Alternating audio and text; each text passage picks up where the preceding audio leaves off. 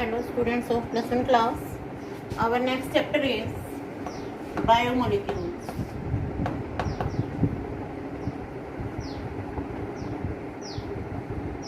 All the molecules which are found in living organism, these are called biomolecules.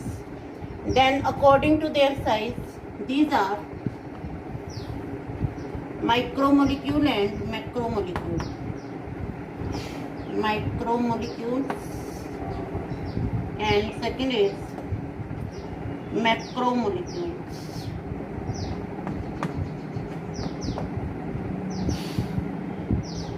अगर हम macromolecule की बात करें, सबसे पहले हम लेते हैं कार्बोहाइड्रेट.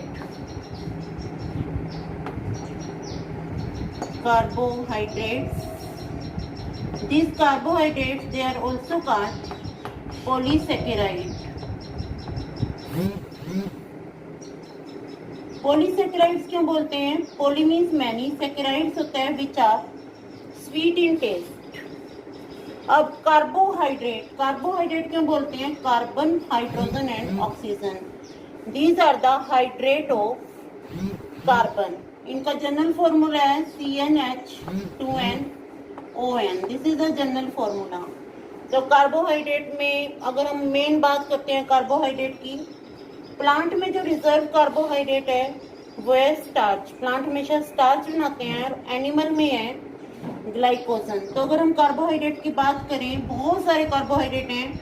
मेनली जो हम पॉलीसेकेराइड की बात कर रहे हैं, ये स्टार्च है. Starch is found in plant. Glycogen is found in animal and cellulose. Cellulose को हम बोलते हैं फाइबर. आपने सुना होगा, कहते हैं कि फाइबर बहुत जरूरी है. फाइबर हमारे डाइजेस्टिव सिस्टम के लिए जरूरी है.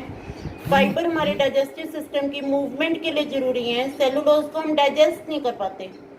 सेलुलोज को हम डाइजेस्ट नहीं कर पा रहे हैं, पर सेलुलोज क्या करता है? हमारी एलिमेंट्री कैनाल की मूवमेंट में हेल्प करता है.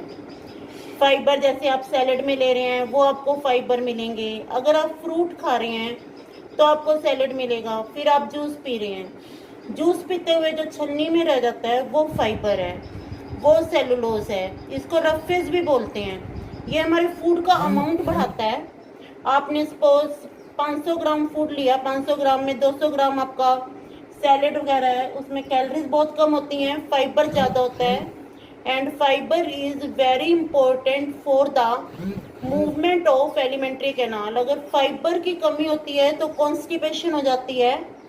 आपने शायद सुना होगा इसबगोल में फाइबर ही होता है, छिलक होता है. वो फाइबर क्या करता है? हमारी एलिमेंट्री कैनाल की मूवमेंट को इंक्रीज करता है. एलिमेंट्री कैनाल की मूवमेंट को बोलते हैं पेरिस्टॉल्सिस. तो ये हमारे कार्बोहाइड्रेट हैं, स्टार्च, ग्लाइकोजन एंड सेलुलोज. ये कॉम्प्लेक्स फॉर्म में, इनको मैक्रोमोलिक्यूल बोलेंगे. इनके माइक्रोमोलिक्यूल है हमारे पास ग्लूकोज, फ्रक्टोज एंड गैलेक्टोज. ये जो तीनों मैंने माइक्रोमोलिक्यूल बताए हैं, इनके डाइजेशन की जरूरत नहीं होती. आप देखते हो कि एक पेशेंट को ग्लूकोज की ड्रिप लगती है तो ग्लूकोज डायरेक्ट उसके ब्लड में जा रहा है. तो इसका मतलब ग्लूकोज को डाइजेशन की जरूरत नहीं है. आप ग्लूकोज का एक चम्मच लें, उसको जीभ पे रख के देखें, आपको वहाँ ठंडक फील होगी. वो क्यों फील हो रही है? क्योंकि ग्लूकोज एब्जॉर्ब हो रहा है. All these glucose, fructose, galactose, these are the 6 carbon compound. इन सभी का फॉर्मूला है C6H12O6. और आप जो भी खा रहे हैं, स्टार्च खा रहे हैं, ग्लाइकोजन खा रहे हैं, तो आपकी बॉडी में वो ग्लूकोज में कन्वर्ट होगा, क्योंकि प्रोसेसिंग ग्लूकोज की होती है. अगर हम स्टार्च की बात करें, स्टार्च भी हमारी बायोमेम्ब्रेन से पास नहीं करेगा, क्योंकि जो हमारी सेल मेम्ब्रेन है वो क्या है? सेमी परमिएबल है. सेमी परमिएबल क्यों है? क्योंकि उसमें इतने छोटे छोटे छेद हैं, उसमें से स्टार्च पास नहीं कर सकता. इसलिए जरूरत पड़ती है स्टार्च के डाइजेशन की, और स्टार्च को चेंज करना पड़ता है ग्लूकोज में. फिर जो एनिमल प्रोडक्ट खा रहे हैं, एनिमल में मीट वगैरह खा रहे हैं, उनमें ग्लाइकोजन मिल रहा है और ग्लाइकोजन स्टोर होता है लीवर में. ग्लाइकोजन भी सेल मेम्ब्रेन से पास नहीं करता, इसलिए डाइजेशन की जरूरत पड़ती है. इसको भी ग्लूकोज में ब्रेक डाउन किया जाता है. फिर अगर आप फ्रूट शुगर खा रहे हैं वो फ्रक्टोज होता है, और ग्लैक्टोज आपको मिलेगा मिल्क में। मिल्क की शुगर का एक कंपोनेंट है ग्लैक्टोज। मिल्क की शुगर को बोलते हैं lactose, that is made up of glucose and galactose. तो ये आपका फर्स्ट मैक्रोमोलिक्यूल है कार्बोहाइड्रेट, जो कि बना हुआ है पॉलीसेकेराइड। पॉलीसेकेराइड मीन्स बहुत सारे शुगर मोलिक्यूल, और ग्लूकोज, फ्रक्टोज और ग्लैक्टोज को हम क्या बोलेंगे, मोनोसेकेराइड। अब हम दूसरे मैक्रोमोलिक्यूल की बात करते हैं, हमारा जिनको हम 1 by 1 डिटेल में भी करेंगे। हमारा दूसरा मैक्रोमोलिक्यूल है that is protein. Our second macromolecule is protein. Protein को जैसे उसको हमने पॉलीसेकेराइड बोला, प्रोटीन को हम पॉलीपेप्टाइड बोलते हैं। अब protein are called polypeptide. Why protein are called polypeptide? क्योंकि जो प्रोटीन बना हुआ है वो बना हुआ है अमीनो एसिड से। इसकी भी हम डिटेल करेंगे। अमीनो एसिड ये क्या है, माइक्रोमोलिक्यूल। आपने प्रोटीन खाए, मेनली आप कौन से प्रोटीन खा रहे हैं, आप प्रोटीन खा रहे हैं जो कि प्लांट्स में मिल रहे हैं, दालों में मिल रहे हैं। फिर आप एनिमल प्रोटीन भी खा रहे हैं, एनिमल प्रोटीन आप मिल्क में ले रहे हैं। और आप जो प्लांट प्रोटीन खा रहे हैं उनको हमारी बॉडी एनिमल प्रोटीन में बदल रही है, हमारी बॉडी हमारे प्रोटीन्स में उनको कन्वर्ट करती है।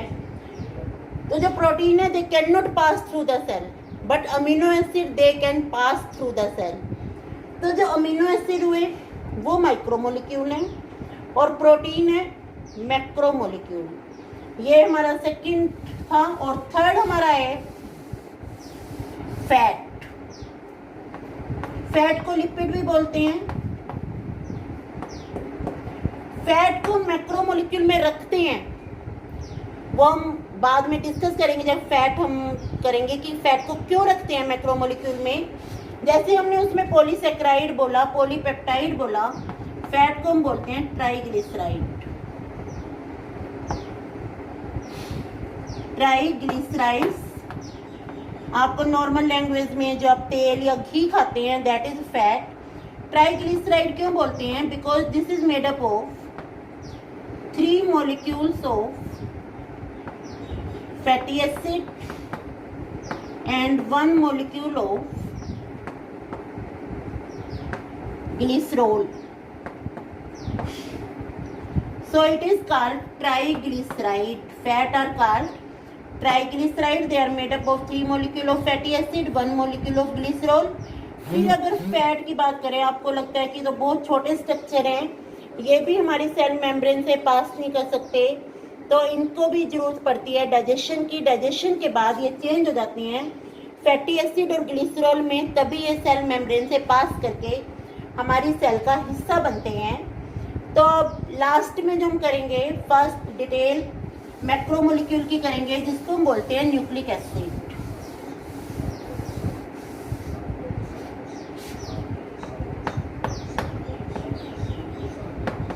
Nucleic acid, these nucleic acid, why they are called nucleic acid? Because their nature is acidic. Why they are called nucleic? Because they are found in nucleus. यहाँ तक क्लियर हुआ आपको कि नाम न्यूक्लिक एसिड क्यों है? Because they are acidic in nature. और nucleic क्यों बोलते हैं? Because they are found in nucleus.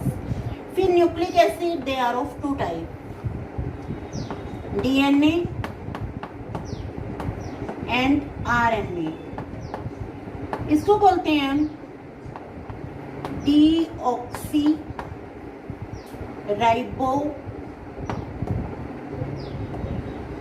Nucleic acid. RNA को बोलते हैं राइबो न्यूक्लिक एसिड। अब एक और बात करें, डीएनए जो है वो न्यूक्लियस में मिलता है, आरएनए की फॉर्मेशन न्यूक्लियस में होती है, और ये न्यूक्लियस से बाहर एग्जिट कर जाता है क्योंकि इसको डीएनए का मैसेज लेकर जाना होता है। फिर हम बात करें कॉमन, इसमें जो कॉमन नहीं है उसकी बात करेंगे, जो इनमें कॉमन है उनकी बात करेंगे। न्यूक्लिक एसिड को, जैसे हमने शुगर को बोला पॉलीसेकेराइड, प्रोटीन को बोला पॉलीपेप्टाइड, न्यूक्लिक एसिड को हम बोल सकते हैं पॉली न्यूक्लियोटाइड्स। पॉलीन्यूक्लियोटाइड्स इसका मतलब ये किससे बने हुए हैं? They are made up of large number of nucleotides. Polynucleotides that means they are made up of large number of nucleotides. Nucleotides के बीच में क्या है? बॉन्डिंग है। फिर हम न्यूक्लियोटाइड की बात करें, nucleotide are made up of nucleosides plus phosphate group. Nucleoside plus phosphate group. अब ये फॉस्फेट ग्रुप कहाँ से आ रहा है? ये फॉस्फेट ग्रुप आ रहा है फॉस्फोरिक एसिड से। फॉस्फोरिक एसिड से फॉस्फेट ग्रुप आ रहा है जो कि न्यूक्लिक एसिड को एसिडिक प्रॉपर्टी देता है। न्यूक्लिक एसिड की एसिडिक प्रॉपर्टी किसके कारण है? फॉस्फोरिक एसिड के कारण, जो कि फॉस्फेट ग्रुप प्रोवाइड कर रहा है। न्यूक्लियोसाइड की बात करेंगे, nucleoside they are made up of nitrogen base plus sugar. अब यहाँ शुगर कौन सी है? यहाँ शुगर है 5 कार्बन शुगर, जिसको हम बोलते हैं C5H10O5। This is the 5 carbon sugar. इसको क्या बोल रहे हैं हम? पेंटोज। पेंटोज का मतलब है जिसमें 5 कार्बन है। और अगर इस शुगर का हम नाम लेते हैं, this sugar is ribose. Ribose sugar है ये। अब इसमें से एक ऑक्सीजन रिमूव कर दो, C5H10O4। रिमूवल के लिए बोलते हैं डी। तो ये शुगर कौन सी हुई? Deoxy ribose. ये शुगर राइबोज है, ये डीऑक्सी राइबोज है। अब आपको यहाँ से क्लियर हो गया डीएनए को डीऑक्सी राइबो न्यूक्लिक एसिड क्यों बोलते हैं? क्योंकि इसमें शुगर चेंज है। इसमें शुगर में एक ऑक्सीजन कम है, डीऑक्सी राइबोज। और इसको राइबो न्यूक्लिक एसिड क्यों बोलते हैं? शुगर के कारण बोलते हैं, बिकॉज इसमें जो शुगर है वो राइबो शुगर है। अब हमारे पास लास्ट रह गया है nitrogen base.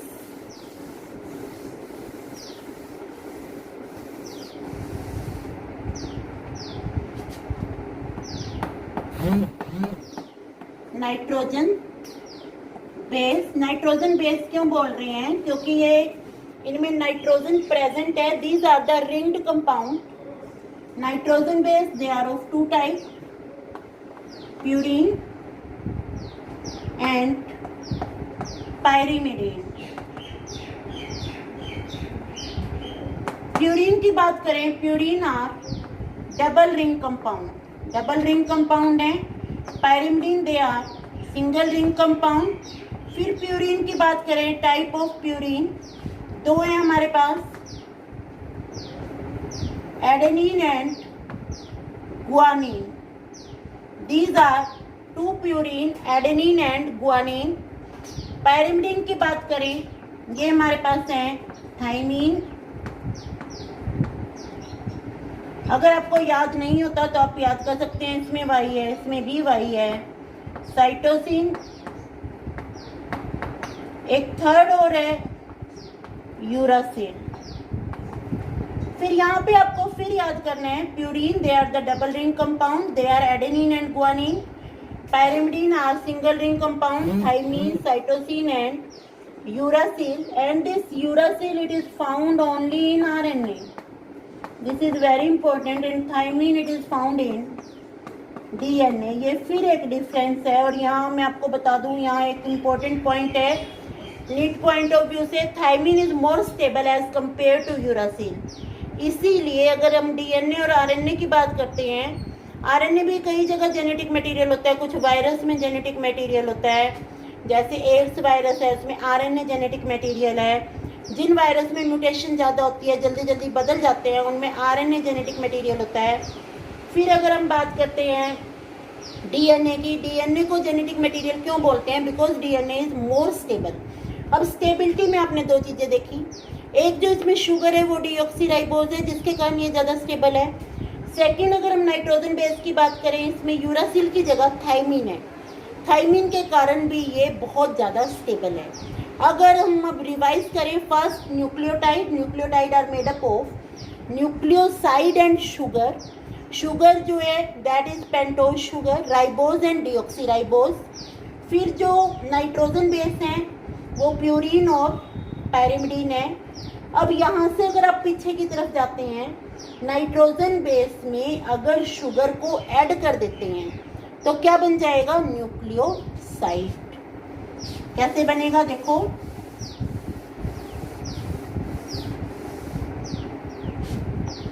Adenine plus sugar. Adenine दोनों में मिल रहा है, डीएनए और आरएनए में, इसका मतलब इसमें दोनों टाइप की शुगर हो सकती है, डीऑक्सीराइबोज भी और राइबोज भी। तो इसको हम बोलते हैं एडिनोसिन। तो यहाँ आप देखो एडेनिन क्या है? नाइट्रोजन बेस, शुगर, तो ये क्या बन गया हमारा? न्यूक्लियोसाइड। अब एडिनोसिन को लेते हैं, एडिनोसिन, इसमें हम एक फॉस्फेट ग्रुप ऐड कर देते हैं, फॉस्फेट ग्रुप। तो ये हमारा बन जाएगा AMP, एडिनोसिन मोनोफॉस्फेट। ये क्या बनाता है? ये डीएनए का स्ट्रक्चर बनाने में हेल्प करता है। अब इसमें आपको एक बात ध्यान रखनी है, ये जो फॉस्फेट ग्रुप है इसमें ज़्यादा एनर्जी स्टोर नहीं होती। अब इसमें हम एक फॉस्फेट ग्रुप और ऐड करते हैं, अब ये बन जाएगा ADP, adenosine diphosphate. Adenosine monophosphate क्या है? न्यूक्लियोटाइड, क्योंकि न्यूक्लियोटाइड में क्या होता है? Nitrogen base. नाइट्रोजन बेस है इसमें adenine plus sugar. Sugar add करने के बाद एडेनिन की जगह क्या बन गया? Adenosine monophosphate. एक फॉस्फेट ग्रुप है, एडिनोसिन डाइफॉस्फेट, दो फॉस्फेट ग्रुप है एडिनोसिन में। तो जो सेकंड फॉस्फेट ग्रुप है उसका बॉन्ड हम ऐसे बनाते हैं, फर्स्ट फॉस्फेट ग्रुप का बॉन्ड हम ऐसे बनाते हैं। ये बॉन्ड क्या इंडिकेट कर रहा है कि इसमें एनर्जी नहीं है? ये बॉन्ड इंडिकेट कर रहा है इसमें एनर्जी प्रेजेंट है। फिर एक और फॉस्फेट ग्रुप को ऐड कर दे तो ये क्या बन जाएगा? ATP। ATP में फॉस्फेट ग्रुप हम ऐसे करेंगे, लास्ट के दो फॉस्फेट ग्रुप ये इंडिकेट करता है high energy phosphate group. ATP is adenosine triphosphate, और इसको और क्या बोलते हैं? This is called energy currency of the cell. This is very important, most important energy currency of the cell. ऐसे ही हम दूसरों की बात करते हैं, साइटोसिन की जगह मैं C लिख रही हूँ, साइटोसिन प्लस शुगर, ये बन जाएगा साइटिडीन। अब cytidine monophosphate, cytidine diphosphate, cytidine triphosphate.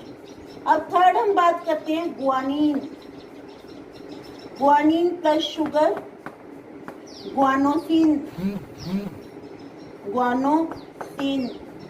तो guanosine monophosphate, guanosine diphosphate, guanosine triphosphate. Guanosine क्या है? न्यूक्लियोटाइड, और जब इसमें फॉस्फेट ऐड कर दिया तो ये क्या है? Nucleotide. Nitrogen base plus sugar nucleoside, और फॉस्फेट ऐड कर दिया न्यूक्लियोटाइड। फिर हम बात करते हैं thymine, thymine plus sugar thymidine, thymidine, thymidine monophosphate, thymidine diphosphate, thymidine triphosphate. ये भी क्या है? इनको हम बोलते हैं हायर न्यूक्लियोटाइड। हायर न्यूक्लियोटाइड क्यों बोलते हैं? क्योंकि इनके जो दो लास्ट फॉस्फेट ग्रुप हैं उनमें बहुत ज़्यादा अमाउंट में एनर्जी प्रेजेंट होती है। फिर हम बात करें यूरासिल प्लस शुगर, इसको हम बोलते हैं यूरिडीन, यूरिडीन। यूरासिल क्या है? Nitrogen base. यूरिडीन क्या है? Uridine is nucleoside. फिर uridine monophosphate, uridine diphosphate, uridine triphosphate. ये जस्ट आपको कंपोजिशन बताई है कि होता क्या है डीएनए में। In the next lecture we will do the structure of DNA and the structure of these nucleotide also, nucleoside, nitrogen base and sugar.